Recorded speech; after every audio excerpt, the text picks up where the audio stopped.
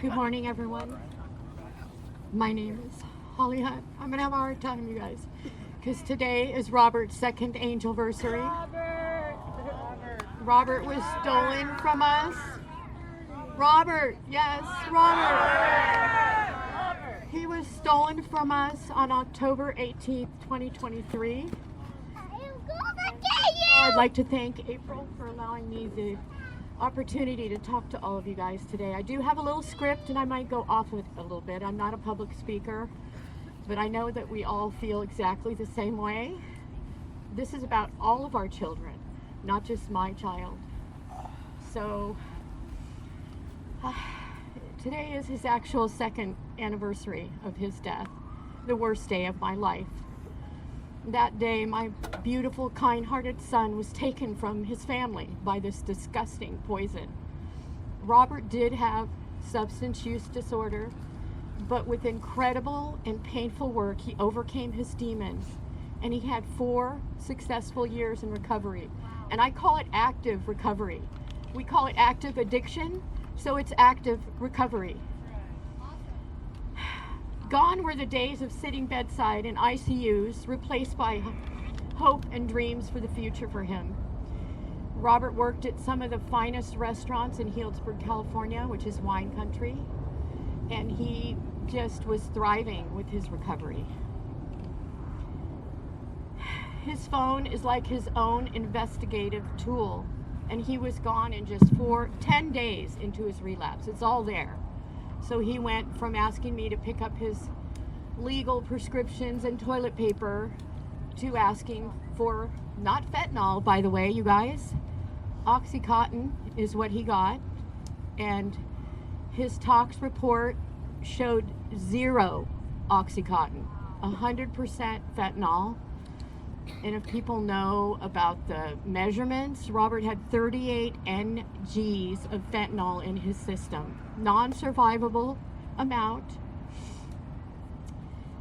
And the coroner said that if I was standing over him with Narcan, it would have not made a difference because the fentanyl level was so high and he was gone in seconds. And he lived next door to me. So, you know, I found him, and fortunately I had a neighbor that was an ex-military medic that came in and helped. And you know, to this day, ambulances are triggering because they did not send an ambulance because he was already gone for several hours. I knew he was gone the minute I touched him. And I had my little dog with me, so the dog was biting at the neighbor because I was screaming, that gut-wrenching scream that only moms and dads and anyone losing someone to this.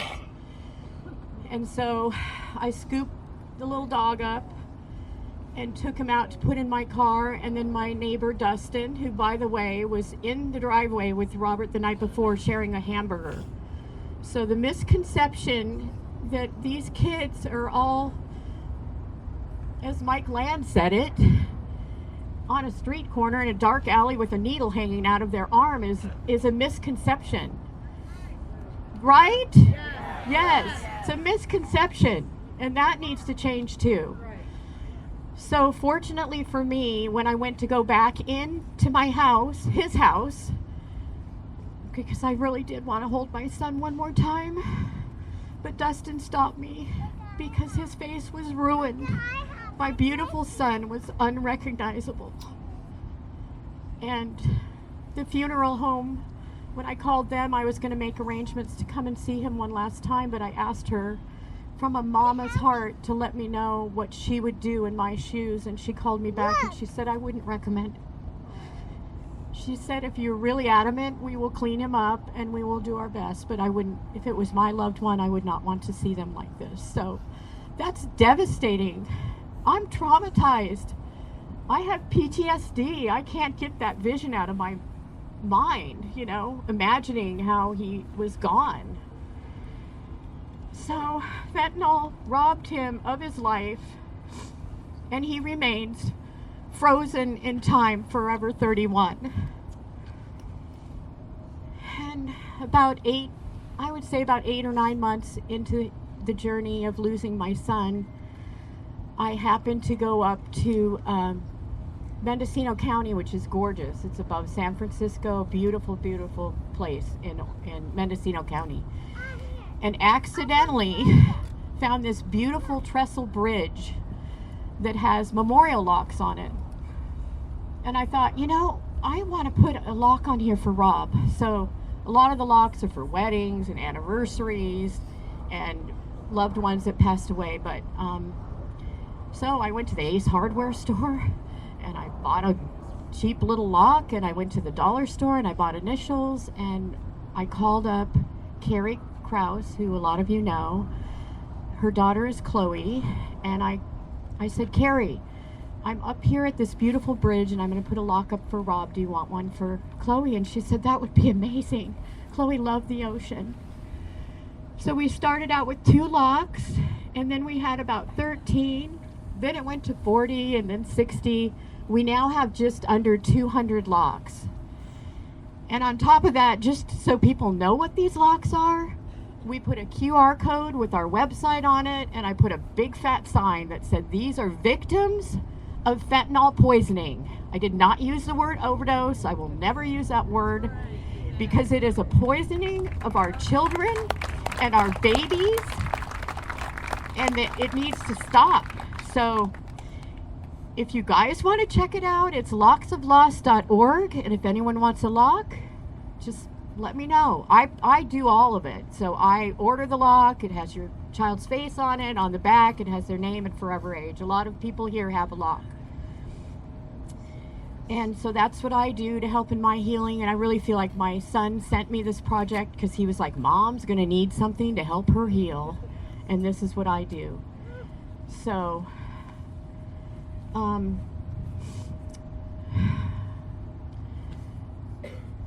well, the other thing we do is when we go up there, we've also had 2 mom retreats there, and we talk to people on that bridge and we share. We let them know what, because they stop. They're like, what are all these locks? Who are all these beautiful faces? And we share our, mission. And I was up there about a month ago, and a recovering addict stopped, and I spoke with him for about 40 minutes, and we ended up hugging. And I told him, I said, please, he has 3 years of recovery. So I begged him to keep going, and I said, please, with tears in my eyes, of course, because by now I'm bawling like a baby. And I said, please don't let this be your mom. Do not do this to your mom. And he promised me he wouldn't, and hopefully he'll be okay. And I pray for him all the time. And lastly, we're seeing a lot of change, but we still have a long way to go, as April said. We need more help. We need more PSAs. We need, sometimes I wake up and I go, why aren't we sheltering in place for this epidemic? Why aren't we getting numbers nationally across every media outlet for this epidemic? It just pisses me off. Where is our help? Because we are doing all the heavy lifting. Robert's been on more billboards now than I can count. And I'm not a wealthy woman, but I just have to do it. We have to get the word out. And we need a lot mandatory programs in every school in America. Yes, and starting early. These kids are not ODing, they're being poisoned at 14 years old, 12, 10. And what about the babies? I've done a lot of research on the babies. Here they are, you guys. And my normal friends, who I still adore, by the way, but they always ask me, how is that happening to babies? I think about 80% of the time it's happening because the non-custodial parent has custody of the child, and then they're getting into something that they shouldn't get into, right? The moms are getting sober and clean for their children, and then because they're dropping the ball on making sure that if someone has a substance use disorder problem, that they get tested the day before the visitation, not 3 weeks earlier.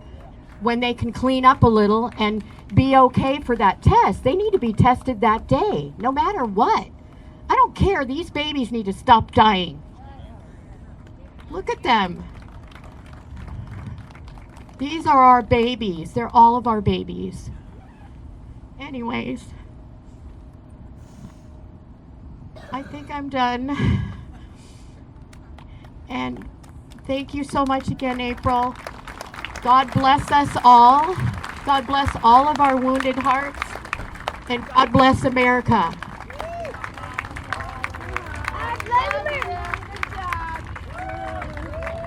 Good job.